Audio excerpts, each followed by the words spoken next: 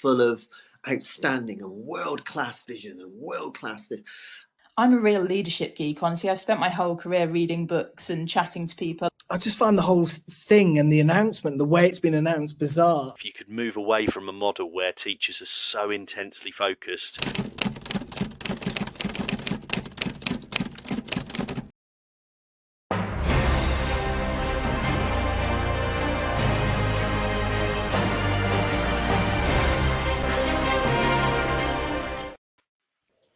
Good morning, everybody, and welcome to the weekly review.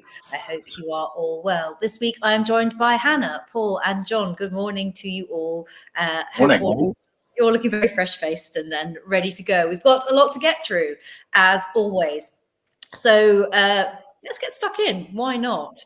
So today's first story is looking at the alternative to the Big Listen. So strap in, let's go.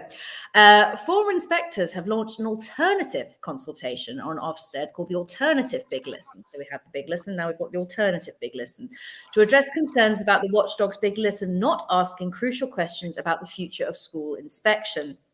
The Alternative Big Listen will inquire about opinions on single word judgments for schools, the fitness for purpose of Ofsted, and whether inspection should be paused until a comprehensive review is conducted. This is supported by former inspectors, school leaders, and Professor Julia Waters, who, as we know, is the sister of the head teacher who tragically took her own life, Ruth Perry. And we know that Tom recently interviewed Julia Waters, Tom Rogers did, so that's well worth listening back to. There are calls for radical reform, especially after Ruth's death, where an inquest linked the inspection process to her passing. The Alternative Big Listen seeks to ensure that pertinent questions are addressed for effective reform. And Ofsted's official response emphasises that the Big Listen provides ample space for feedback on various aspects of their work and highlights the inclusion of free text boxes for respondents to express their views comprehensively. Now, Paul, I'm going to come to you first on this because I know you've got a lot of thoughts to share. So I'm just going to let you go ahead. Well, I have done some thinking and a little bit of research, and I have been in a little bit of contact with Frank Norris, and I just wanted to clarify some things. I suppose my thoughts are, look, I don't think we need a survey to work out that Ofsted is not fit for purpose. I don't think, and it doesn't matter really who it comes from, Ofsted is not fit for purpose. Education is very much a human endeavor. And therefore, I think, the language, the behavior, the ways we manage people and so on, that needs to be human and it needs to be compassionate.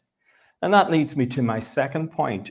Ofsted or Martin Oliver's survey fails to address, the one-word outcomes for school. One-word outcomes are not human. They're not human. Humans are complex beings. We want to avoid all of the hurt and, the poor morale and the pain that can come with the devastating nature of a one-word outcome. It also doesn't represent what goes on in a school. Listen, I've spent 39 years in open weeks, open nights, open days, open mornings, showing thousands of parents around the school. No parent has ever been satisfied with me saying one word. And I mean, on BBC, I think this week, some parents were on saying one word was great.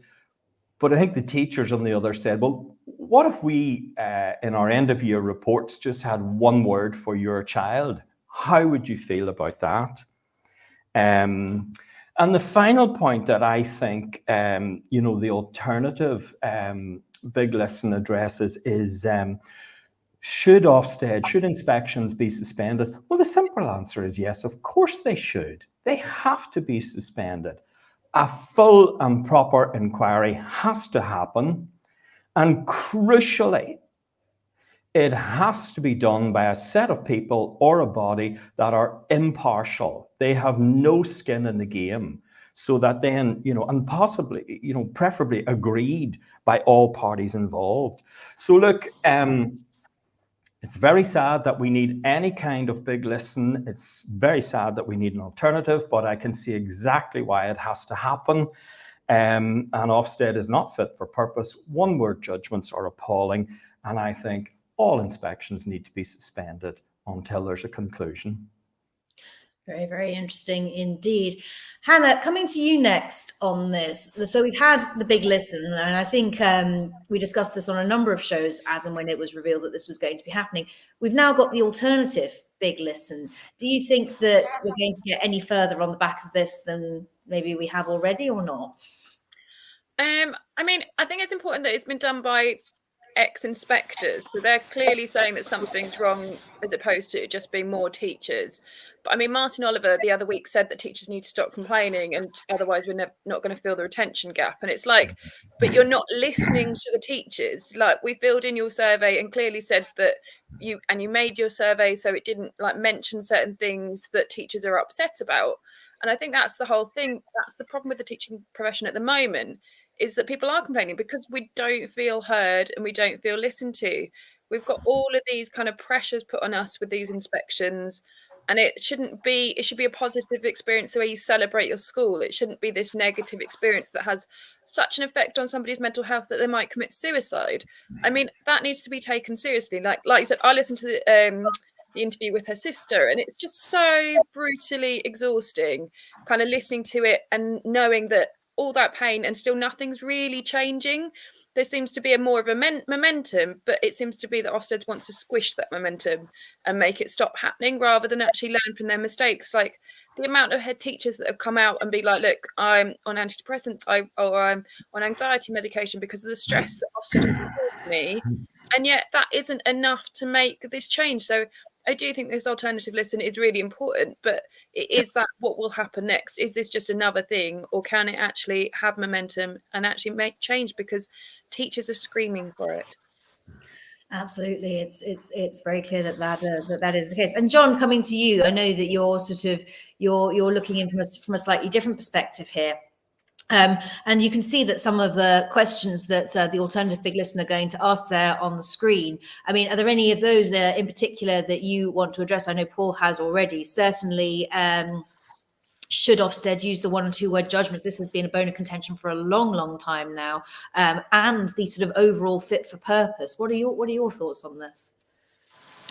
Well, I'd ask all those questions. Yes, absolutely. Paul's completely right. The fact that you can conjure up an alternative big listen and they ask the questions that everyone's crying out to be asked shows that the first big listen isn't really a big listen at all. In fact, there's an inverse relationship between labels of that kind. The bigger the big listen, the smaller the actual listening that's actually going to take place. As I get older, there must have been a time when I was young when I actually thought that consultations, and we're going to consult the staff over timetables next year, or we're going to consult the Labour Party, going to have a big listen in the 1990s. Or parties for a big defeat, or there's some crushing defeat somewhere, we have a big listen. I may have been naive once to think, well, good, people should listen to people. It sounds good, because it sounds good, but it's a sham. It's just wallpaper. It's just it's window dressing. There's nothing about the big listen, as this exposes, that's asking the right questions, because you just have to have a small chat with someone like Paul who will tell you what actually most teachers think.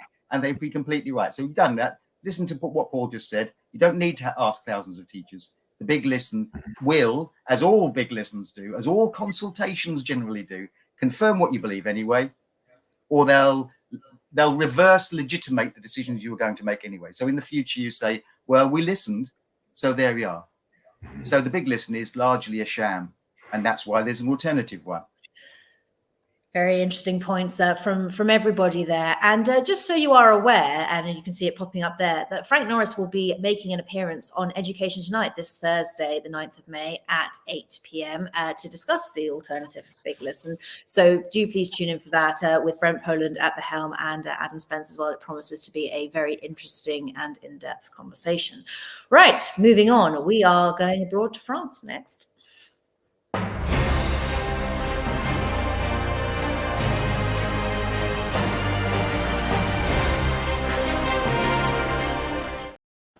As an international teacher, it's actually quite interesting to bring in some international stories and international perspectives from time to time, although this one is not particularly joyful. So let's have a look. This is about the youth violence epidemic in France, and it's grappling, France itself is grappling with a concerning surge in youth violence, with several recent incidents highlighting the severity of the issue. There's been a government response from the Prime Minister, Gabriel Attal, which I hope I have pronounced correctly. He's announced a comprehensive crackdown on teenage violence, including measures like extending school hours, treating older offenders as adults, and implementing stricter penalties. And there's also discussions of, and I think this might already be in place, curfews for 13 and unders. There's a debate over whether the approach of emphasizing authority and punishment will effectively address the root cause of the crisis, with concerns raised about its impact on education and social divisions. Attal's actions are seen as influenced by political considerations, with some suggesting he's adopting themes from the far-right playbook to counter their rising popularity. And Attal's measures have stirred controversy within Macron's party among unions, potentially affecting their electoral prospects and boosting support for far-right parties like the Rassemblement National, which again, I hope I have not butchered the pronunciation of. Now, this is interesting. So, Hannah, coming to you first on this, what are your thoughts on France's, in some people's eyes, quite extreme approach to tackling youth violence? I mean, I watched a show, forgive me, it was on one of the main student programs, which was all about kind of the gang culture over in France and the issues that they're having, that there's a lot of kind of teenagers and things getting into gangs and selling drugs, and there's a lot of knife and gun crime, and seems to be quite regular that these attacks, and kind of they were showing like washing blood off the pavements in the morning, and it was quite normal. But what shocked me the most was they interviewed this teenager. I think he said he was 16, and he said he'd rather not be doing it. He said he's written multiple CVs and handed them out to multiple jobs and cannot find a job anywhere. And so therefore he sells drugs or is a lookout and assists in that culture, because that's the only job he can find to help assist his family in this cost of living crisis where everything is really expensive and they can't. And I imagine it's pretty similar to us. Like, there's, after COVID and cost of living, there's less activities for them to do. There's less things for them to do in the evenings. And like, it obviously clearly seems to be that they want something to do. So is this the right action in terms of kind of, they can't go out, they can't do anything, they're being cracked down on? I appreciate they've got to do something because it sounds pretty horrendous, but is this going to be what's best for the kids is my question. Are they providing the right kind of access for them to be able to get out of that position and be able to kind of sort that? It does seem like it seems to be quite hard on the youths, which at the end of the day, they are the bottom peg. There's a lot of people higher up that are constructing and dealing with this kind of puppet mastery of the youth. And actually, is that where they should be targeting their money towards, rather than these youths that have just got themselves into a little bit of a sticky situation because of their situation? Very interesting. John, your thoughts on this? And as you can see, there's some headlines here. French PM accused of recycling far-right ideas in youth violence crackdown. And there's also this idea that backing boarding schools to tackle sort of a youth addiction to violence. I seem to remember I think it's my grandparents who referred to Borstal, and I was never quite sure what that was. You might be able to clarify for me. Not that I'm feeling my grandparents' age, but I mean, is this too extreme? Is this the right thing? I mean, is it old-fashioned, or do we need to start bringing things like this back to crack down? Could the UK and other countries indeed learn from this example? No, definitely do not learn from this example, is my observation. This has altogether got more to do with politics than it has to do with education. And if you use a phrase like that, this has more to do with politics than it has to do with education, you could apply that to almost any observation made by politicians for the last 50 years in Britain, America, or France. Unfortunately, when politicians talk about we need to crack down on young people, we need to crack down on schools, we need more authority, we need teachers to listen, have, and so on, they are almost always talking about some sort of political problem. They're also, and Hannah's right to point out, talking about societal problems they can't deal with, so they pass it on to schools. And this is an easy solution. It was the, I was thinking of the short, sharp shock when you said Borstals, was it? this is Thatcher and William, what's his name? Somebody, yeah, one of the standing up at a Tory conference in the 1980s and saying, we need a short, sharp shock for young people. Obviously didn't work. It was a terrible idea. It sounds really good. Crackdown. Although I will thank Gabriel Attal, the handsome saviour of the Renaissance Party. I'll thank him for one phrase. He said, we need a surge of authority. That made me laugh. I thought, I've had those. And I always lie down afterwards with a wet towel on my head. Anyway, so thank you for that. And Paul, coming to you, I could see you sort of nodding along there to what John was saying. Your thoughts on this?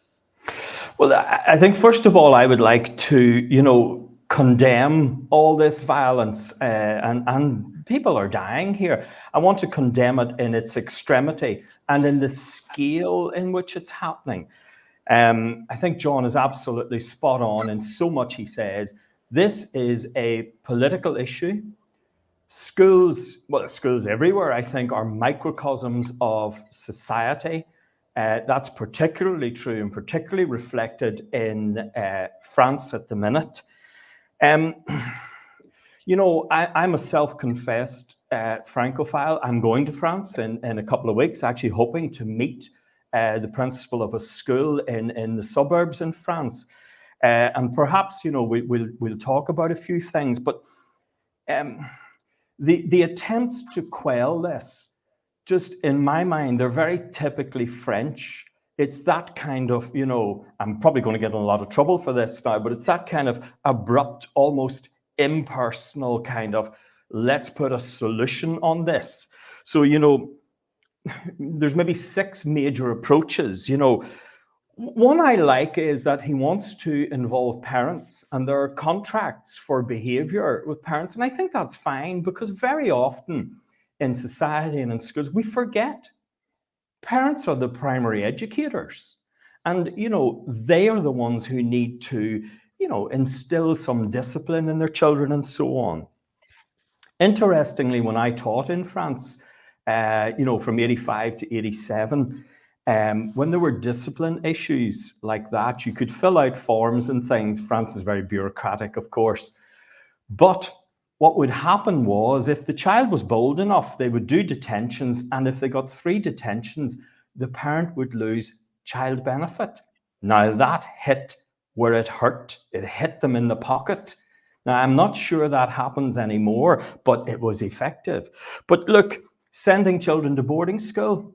Gabriel Attal is a lawyer, very talented lawyer, okay? He's 36-year-old lawyer. I don't know that he knows that much about, he's a professional politician now, but, I just think that's sweeping it under the carpet before the Olympics come to Paris. And, you don't let things be seen like that. He wants to teach children respect. And the way he says it, it's like, it's like a warning. It's like a slap. I am going to teach you respect. And I don't know that you teach respect like you teach a mathematical formula. I think respect is acquired. It's through modeling, it's through observation. And then I think respect is given freely. It's not like, you better show me respect or I'll tell you what, boyo. And I know we're pushed for time. I'm going to end on one thing that I really don't like in his 6 kind of broad approaches. And that is, he's going to increase the hours in the school day from 8 o'clock to 6 o'clock. So the final lesson, 8 o'clock in the morning, the final lesson is going to end at 7 o'clock in the evening. And that makes teachers jailers. Basically, that's what we are. Now, look, it's difficult enough with those children who are badly behaved in classes in France, but now they have to keep them in until 7 o'clock in the evening. I'd like to see some compassion. I'd like to see some proper education in the sense of, helping people to manage with their lives and their lot and find ways of existing and getting on with each other. Education is a peaceful activity. That's what it really should be. People should not be killed. Children should not be under stress, beaten up, and so on. I think France needs to get a better act together on this very, very quickly. Well, wise words there from Paul. And on that theme of mental health, well-being, and all these things that kind of come into this issue and other issues that we talked about, it's important to remind you that this show is sponsored by Teach Well Toolkit, who are a multi-award-winning company equipping school communities to build a culture of staff and pupil mental health. They are DFE approved. They are the provider of the Senior Mental Health Lead Program and have trained over 100 schools to date. Feedback has highlighted how beneficial schools have found the training and commented on how well Teach Well Toolkit understands the mental health challenges faced by staff. And by signing up to Teach Well Toolkit's Senior Mental Health Lead training, you will have access to a fully resourced, unique program which will support you every step of the way in your role as a Senior Mental Health Lead in your school. And for more information on that, please go to teachwelltoolkit.com. So, moving on today to our final story, which is about creativity in the teaching of English.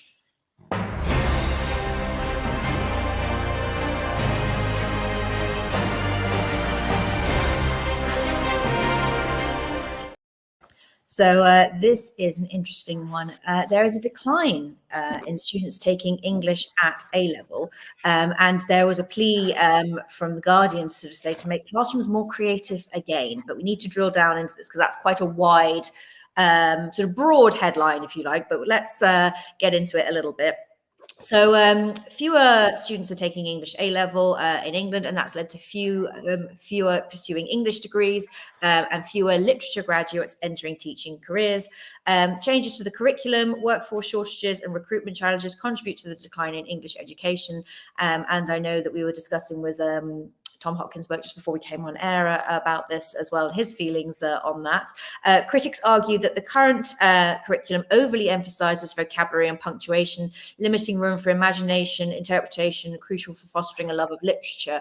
And I know that countless hosts have discussed the teaching of grammar and all sorts of things up and down the sort of school age. We've talked about it in primary and beyond. Experts suggest a more flexible approach in classrooms, focusing on literature and less on grammar to improve reading and writing skills. Reviewing the curriculum with a focus on English and art subjects is essential for addressing these challenges and fostering innovation in education. Now, John, I'm going to come to you first on this one. Of course, you've seen a lot of changes and a lot of things happen across time in education and in the teaching of subjects. What are your thoughts on kind of coming back to a more creative approach? This seems to come back into fashion periodically. Yes. When we've sort of done a bit too much on the sort of nuts and bolts, as it were. Yeah, there is a perennial debate about that in education. It goes between, content versus fun and enjoyment and so on, and creativity. I did A-level English literature. I absolutely loved it. It was my favorite A-level. It was delightful. And I loved English at school. It was really lovely. Having poems read to you by people who could read out loud to you, listening to them, doing drama based on the poem, based on the book, encountering Tess of the D'Urbervilles in A-level and just being moved, incredible. Or Philip Larkin or something like that, who seemed to speak to you in a language that you could perfectly understand when you thought poetry couldn't do that. It was astonishing. And I think we've done something really appalling in this country.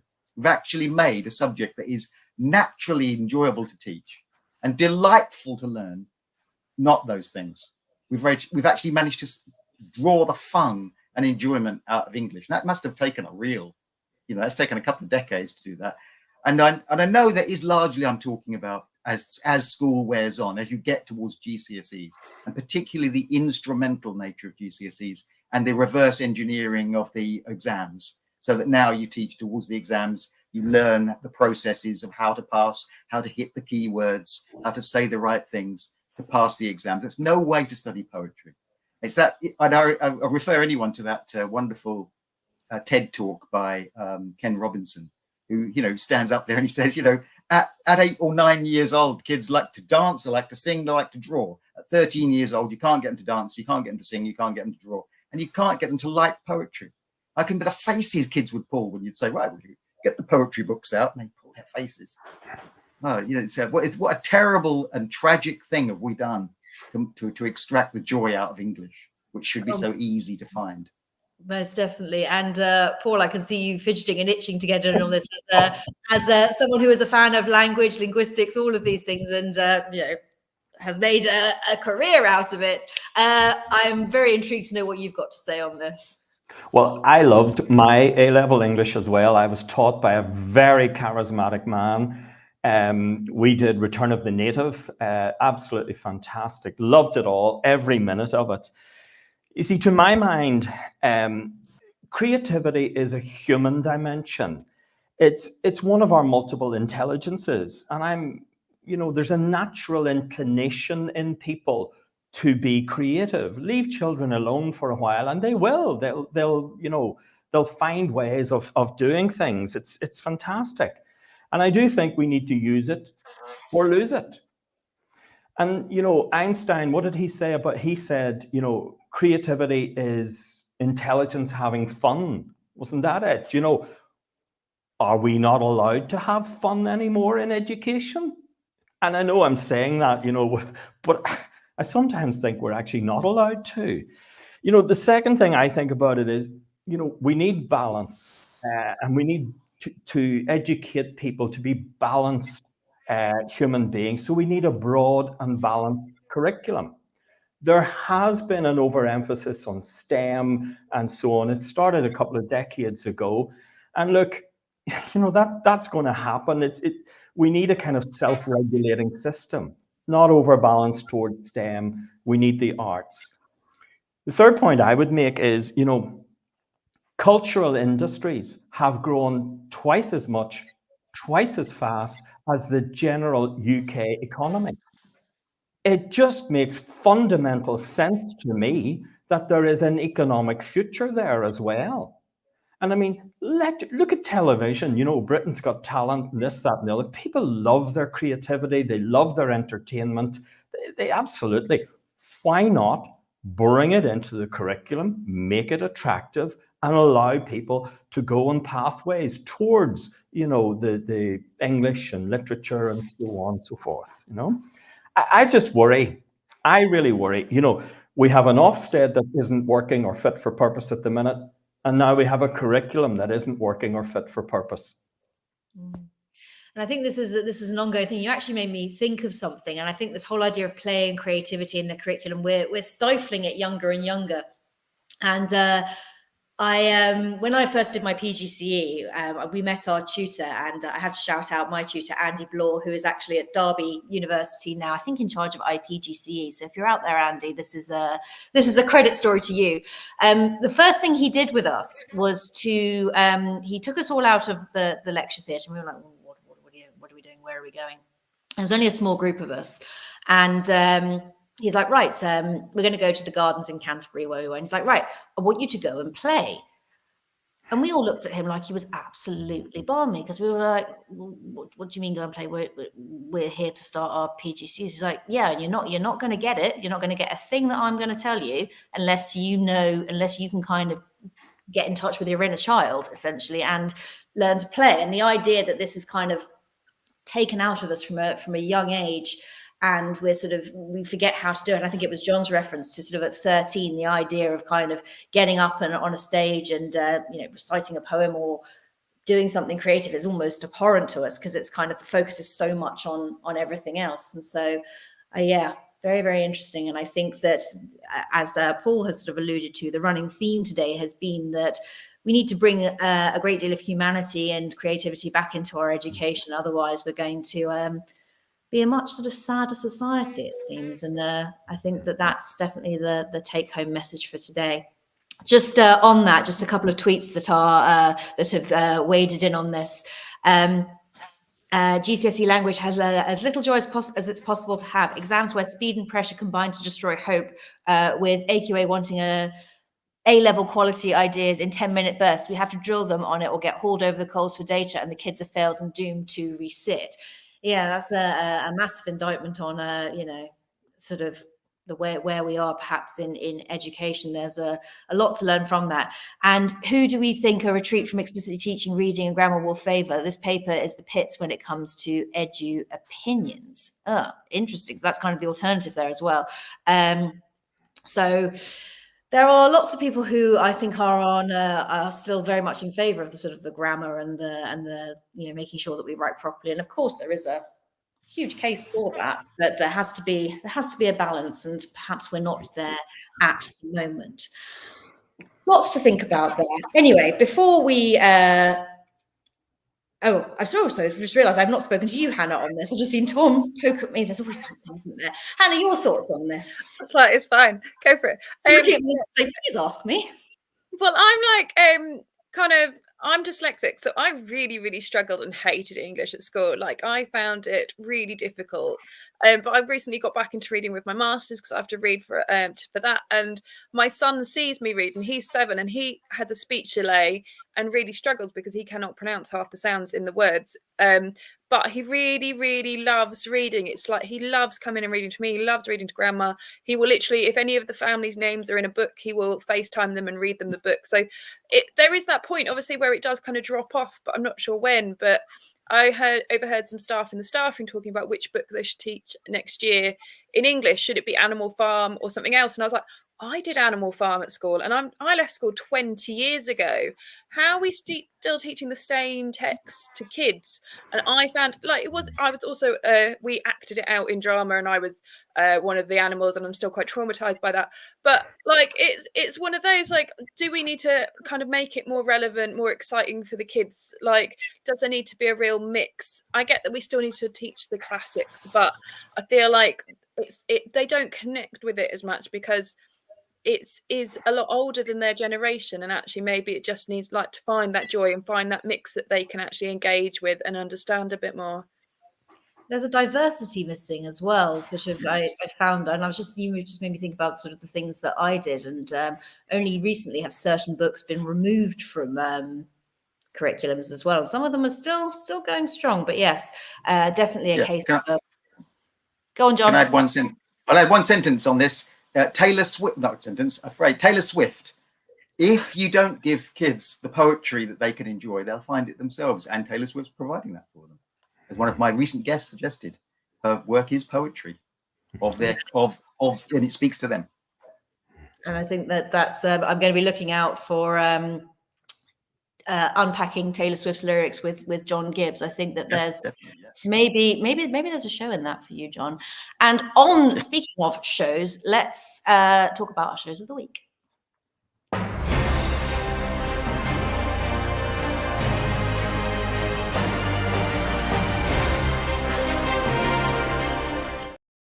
Ooh, who to pick on first? Paul, I'm going to pick on you first. Okay, in September 1974, I was packed off to boarding school.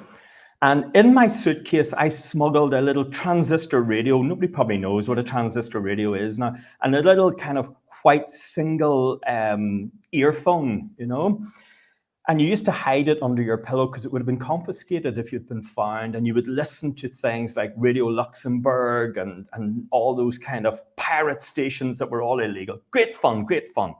But what it gave me was a kind of a love of radio and that sense of kind of intimacy that exists really only on radio.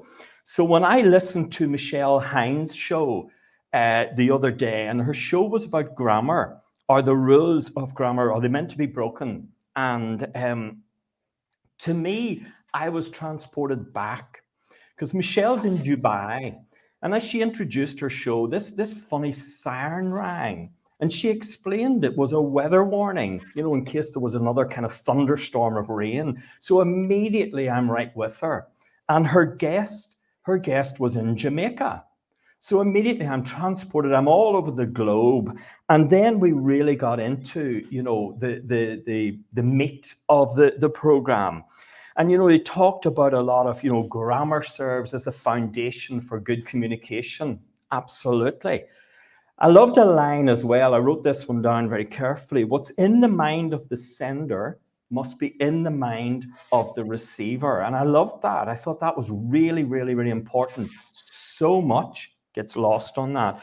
But look, super show, great discussion, about contextual language learning. I loved the live. I loved the intimacy. I learned a lot. Great show, Michelle. Thank you. Fabulous. Paul, I think we should get you to review everyone, because that's quite the endorsement. I mean, beautiful. John, coming to you next. Well, I listened to a show. It was Tom Rogers and his guest Alex Rawlings, and it was a difficult listen in a way, and in a good way, a challenging listen, because it was about a controversy called the corridor controversy, which was a picture that had come up and had gone out on Twitter and so forth. And it was of a very stark looking corridor with posters with slant written on them and other acronyms to do with sitting up straight and walking in a straight line and doing as you're told and so on. And for all intents and purposes, the corridor could have been straight out of a ball stool, actually, by the way. It was Willie Whitelaw, as Tom reminded me in the comments before, of the short, sharp shock. Well, this could have been a short, sharp shock corridor if you wanted one. And you could hear Tom and you could hear his guests, including Alex, agonizing over this. On the one hand, it wasn't a school they wanted to go to. It wasn't the school they wanted to be in. It wasn't what education was for. On the other hand, they sort of agonized that it may be what you have to have these days. They were caught in this terrible, torturous element. It was like listening to the tortured soul of education today. It was a hard listen. It's interesting.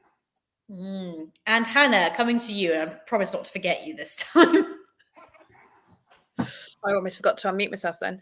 So I forgot myself. I'm doing Teacher Hacks, which is by Samantha Bowen. So I love this kind of show. This is my kind of favourite kind of thing, talking about all the little teacher things, the things that can help you reduce your time, get some time back, be able to manage your workload, all those things that are just really like where you can find something that will genuinely kind of help you and make your day a bit better. And I think if you can master those, then teaching's not as bad as everyone makes out, but they're the important bits that sometimes earlier on in your career you haven't quite discovered yet. So definitely worth listening. There's a lovely bit at the end where they have a bit of a mindful meditation as well, which I'm a big fan of. So a great show all around. So for your well-being, definitely go and have a listen to that one.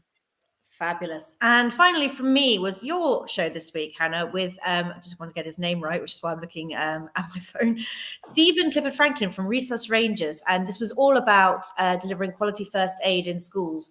Those of us who know that first aid courses can be incredibly dry, but this one about sort of involving children and making sure that they're trained up. And Stephen talked wonderfully about how the Resource Rangers have designed a whole curriculum that starts, he said, right from EYFS, right from kind of early early school all the way up to sixth form, and how the curriculum builds and how it's really important that children learn how to handle different situations and giving them the confidence to do that without freaking them out. He was very sort of adamant about the idea that, it's not about freaking them out with gore and things like that. It's about delivering it to children in a way where they can understand it, where they can utilize it and build on it as they go through school. So a really, really good listen. And having done a first aid course myself as a teacher quite recently, it was interesting to see how it can be done maybe a little bit differently, and how not only can adults be on hand, but children can support each other as well. So that was superb. So that brings us to the end of a very jam-packed show. Thank you for listening. But just before we go, I wanted to let you know that if you fancy doing what we are doing, sitting here, or indeed hosting your own Teachers Talk radio show, you can do so. You can apply to be your own host. And if you want more information on that, you can go to ttradio.org/contact. We have hosts all over the world, and it is a fantastic, you've heard endorsements of the various shows that are available at the moment. If you have things that you would like to talk about, then please do get yourself involved. We would love to have you on the team. Thank you very much to everybody who has joined me today, to Hannah, to Paul, and to John, and for your wonderful insights on everything. And we will do it all again very soon. Full of outstanding and world-class vision and world-class this. I'm a real leadership geek, honestly. I've spent my whole career reading books and chatting to people. I just find the whole thing and the announcement, the way it's been announced, bizarre. If you could move away from a model where teachers are so intensely focused